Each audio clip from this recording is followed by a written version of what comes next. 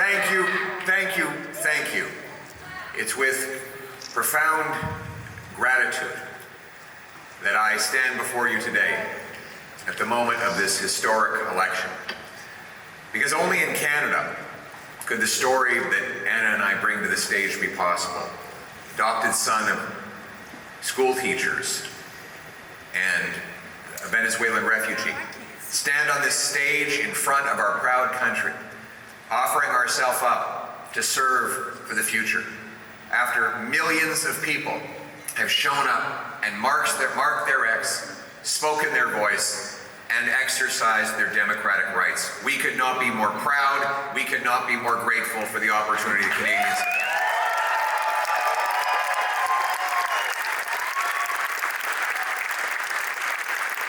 Speaking now of Anna, I want to take a moment to thank my incredible wife. She's been by my side. She's my rock.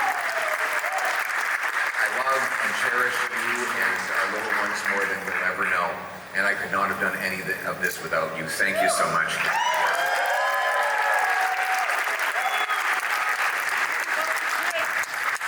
Now, my message to Canadians.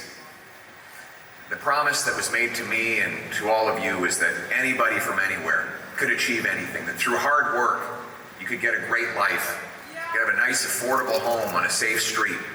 My purpose in politics is and will continue to be to restore that hope.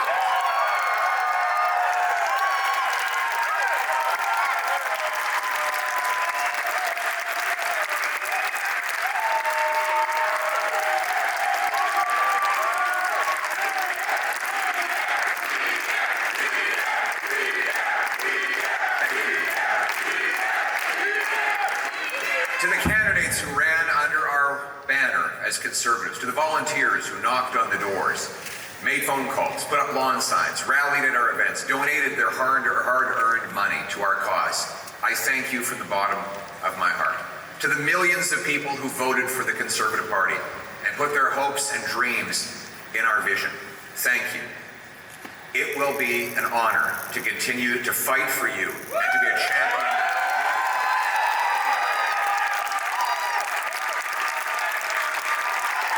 We have much to celebrate tonight. We've gained well over 20 seats. We got the highest share of vote.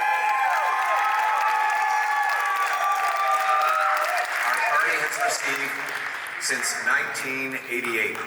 We denied the NDP and Liberals enough seats to form a coalition government, leading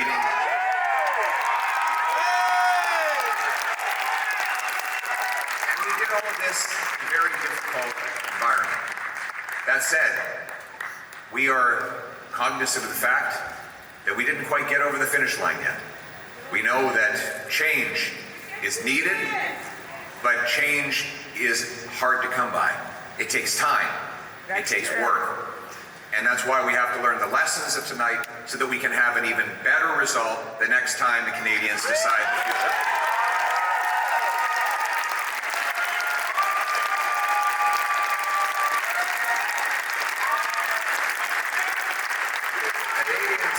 Canadians have opted for a razor-thin minority government, a virtual tie in the vote count.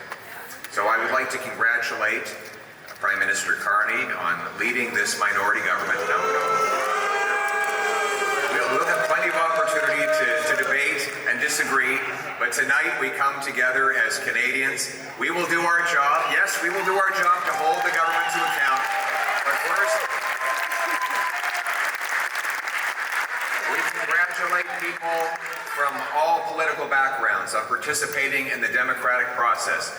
And as I said, while we will do our constitutional duty of holding government to account and proposing better alternatives, we will always put Canada first as we stare down tariffs and other irresponsible threats from President Trump. Conservatives will work with the Prime Minister and all parties with the common goal of defending Canada's interests and getting a new trade deal that puts these tariffs behind us while protecting our sovereignty and the Canadian people.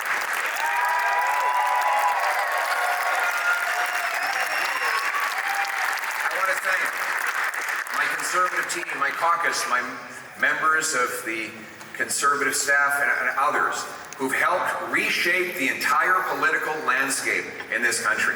Conservatives have achieved major breakthroughs tonight. We brought in record support from blue-collar and unionized workers, youth, new Canadians. We gave voices to countless people across this country who've been left out and left behind for far too long. We won the big debates of our time on the carbon tax, on inflation, on housing, on the drug prices, on crime.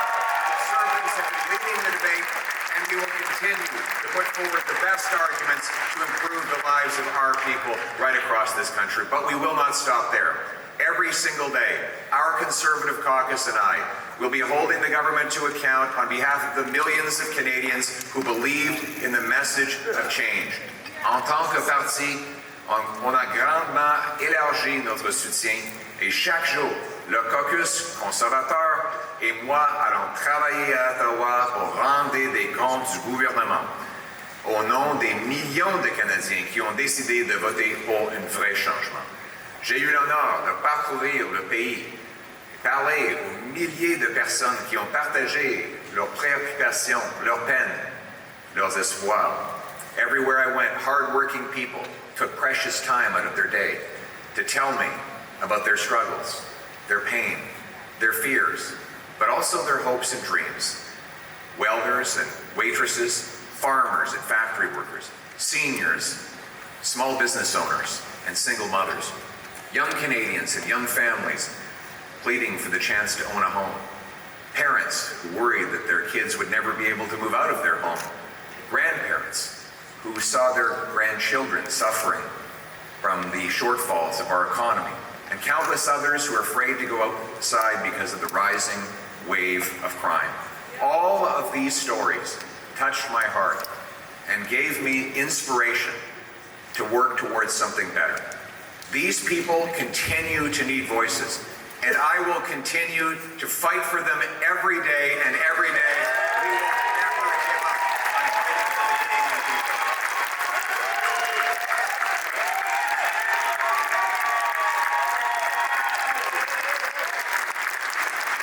We hear your stories. We will carry those stories with us into Parliament. We will not forget the people for whom we work and for whom we fight every day. Now, I know that some of you might be disappointed that change did not get over the finish line tonight. Change takes time. Most of all, it requires that we never give up, because our people and our country are worth fighting for.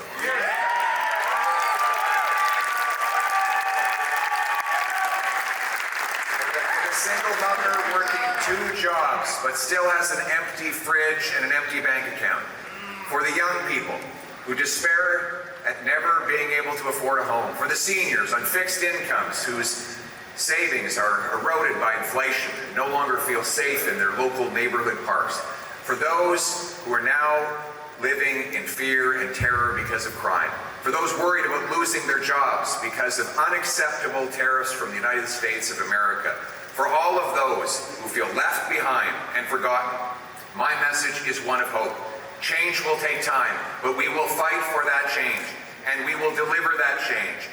And we will never give up on fighting for the great Canadian promise that anyone from anywhere can achieve anything, that hard work gets you a great life in a beautiful house on a safe street protected by our brave troops under our proud flag. Canada first.